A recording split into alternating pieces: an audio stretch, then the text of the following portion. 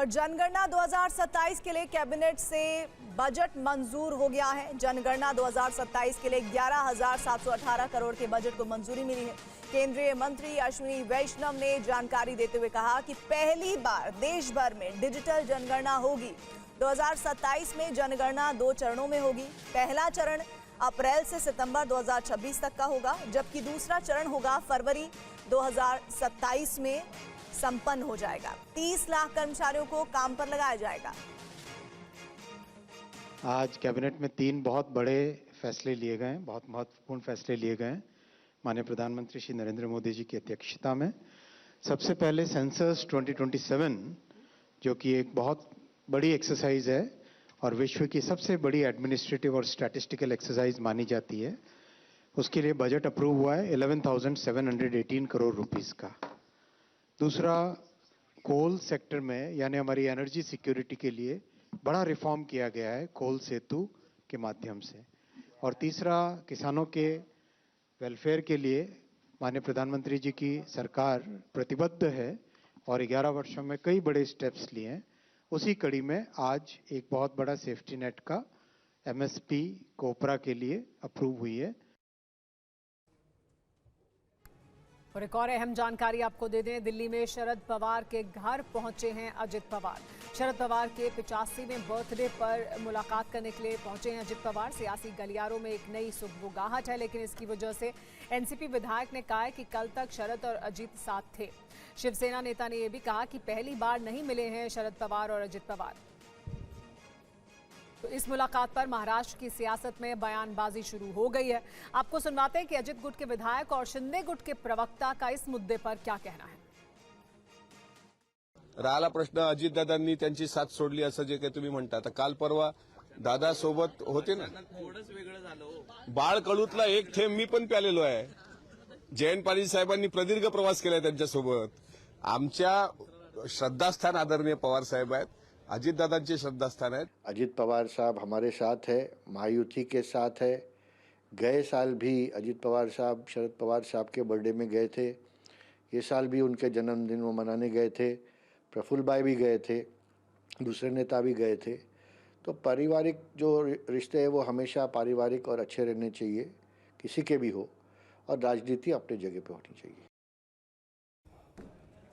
और इस मुद्दे पर और ज्यादा बातचीत करने के लिए टीवी9 भारतवर्ष संवाददाता जयप्रकाश हमारे साथ जुड़ गए हैं। जयप्रकाश, न सिर्फ मुलाकात करने के लिए पहुंचे हैं, बल्कि पुणे में इस तरह के पोस्टर भी दिखाई दिए हैं जिसमें दोनों की तस्वीरें साथ में लगाई गई हैं। और जाहिर सी बात है, ये सुगबुगाहट एक बार फिर से होने लगी है इस मुलाकात के साथ कि क्या साथ आ सकते हैं।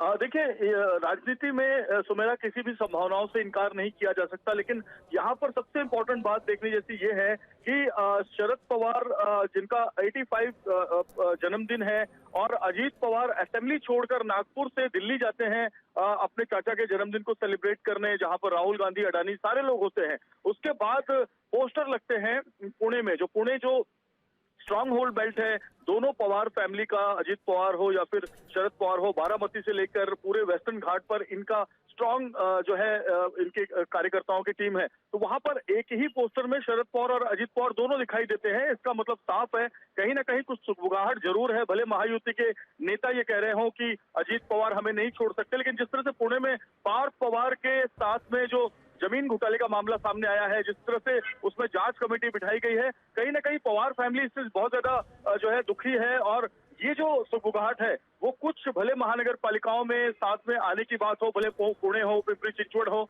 लेकिन सुगबुगाहट जरूर शुरू हो गई है। और महाराष्ट्र की राजनीति में कुछ भी असंभव नहीं है, ये बात हमने कई बार देखा है। जी, बहुत शुक्रिया जयप्रकाश इस तमाम जानकारी के लिए।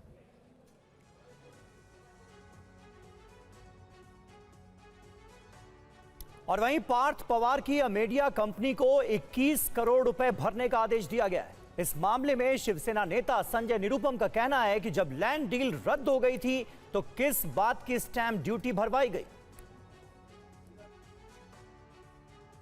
मेरे मन में सवाल ये है कि अजीत पवार जी के सुपुत्र श्री पार्थ पवार, उनकी कंपनी ने पुणे में कोई एक लैंड डील की, कहा जाता है, और उसमें उनके साथ और भी कुछ साथी थे। और कहा जा रहा है कि भाई कलेक्टर ऑफिस हो या फिर स्टैंप ड्यूटी वाला डिपार्टमेंट हो या तहसीलदार का कार्यालय हो, सभी लोगों ने कॉम्प्रोमाइज किया इनकी कंपनी को एक मदद करने के ख्याल से। फिर निकल के आया कि भाई बहुत बड़ा एक लैंड स्कैम हो गया है, बहुत कम पैसे में बहुत बड़ी जमीन खरीद ली गई है। सरकार ने तत्काल दखल दिया और कहा कि यह लैंड डील कैंसिल हो गया। अगर लैंड डील कैंसिल हो गया तो फिर स्टैंप ड्यूटी भरने का यह आदेश क्या है, मुझे समझ में नहीं आ रहा। कभी कोई डील होती है, कोई जमीन बिकती है, एक व्यक्ति के नाम से दूसरे के नाम पे जाती है, तब जाके स्टैंप ड्यूटी भरा जाता है रजिस्ट्रेशन के लिए। अगर ये डील कैंसिल हो गई है तो मेरी समझ से बाहर की बात है कि आखिर वो कौन सी ड्यूटी भरी जा रही है और कौन सी ड्यूटी भरने का आदेश हो रहा है। और लोकसभा में आज एयर पोल्यूशन का मुद्दा उठा, वायु प्रदूषण का। राहुल गांधी ने कहा कि सरकार प्रदूषण पर प्लान बनाए, तो किरेन रिजिजू ने इस मुद्दे पर जवाब दिया। Leader of the opposition Rahul Gandhi ji has made a statement in the form of suggestion. The member of the Congress party in the Business Advisory Committee had also raised this issue and some other parties, and from the government side also. And government from the day one had made our position very clear that on all important matters, government is ready to discuss and also to find out solutions, taking along the suggestions from all the members, including the principal opposition party led by Rahul Gandhi ji. तो इस issue पे unanimous होना चाहिए कि देखिए हम future की बात करेंगे और इसको समस्या को हल कैसे किया जाए उस पे डिस्कशन करेंगे और जो एक्सपर्ट्स हैं उनका भी इनपुट लेंगे और देश को दिखाएंगे कि जॉइंटली हम एक पोल्यूशन पर काम कर सकते हैं। तो ये आइडिया था।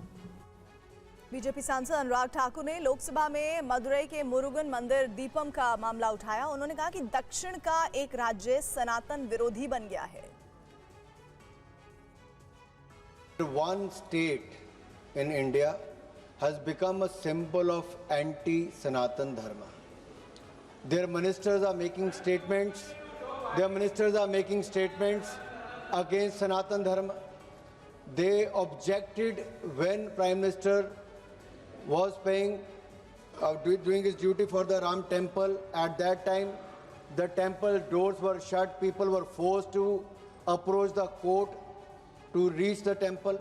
Even now, sir, the Madurai bench of Madras High Court came down strongly on the Tamil Nadu government, accusing officials of deliberately ignoring its order on lighting the Kartikai Deepam lamp at the Madurai Thiruparankundaram temple.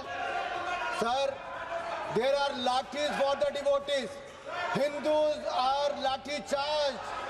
Despite the court order, they are not allowed. Despite the court order, they are not allowed to